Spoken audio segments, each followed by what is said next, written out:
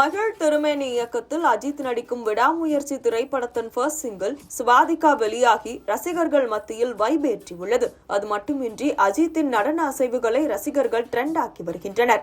இந்த சம்பவம் குறித்து பேசிய அஜித்தின் டான்ஸ் மாஸ்டர் கல்யாண், துணிவு படத்திற்கு பிறகு நீண்ட நாள் இடைவேளைக்கு பின் விடாமுயற்சி படம் வெளிவருவதால் அஜித் ரசிகர்கள் எதிர்பார்ப்புடன் காத்திருக்கின்றனர். அஜித் வேட்டி சட்டையுடன் நடனமாடுவதை மக்கள் அதிகம் ரசிக்கிறார்கள். ஆனால் விடாமுயற்சி படத்தின் பாடல் கோட் ஷூட் போட்டுக்கொண்டு கிளாசிக்கல் நடனம் ஆடுவதை மக்கள் ரசிப்பார்களா என்ற தயக்கம் இருந்தது. ஆனால் மக்கள் நல்ல வரவேற்பு கொடுத்துள்ளார்கள். இந்த பாடலின் காட்சிகளை படமாக்க தாய்லாந்தில் 4 நாட்கள் ஷூட்டிங் நடத்தினோம். அப்போது அஜித் குமாருக்கு உடல்நிலை சரியில்லை. ஆனாலும் தன்னால் ஷூட்டிங் பாதிக்கப்படக்கூடாது என்பதற்காக 102 டிகிரி காய்ச்சலையும் பொருட்படுத்தாமல் கஷ்டப்பட்டு நடனமாடினார் அஜித்.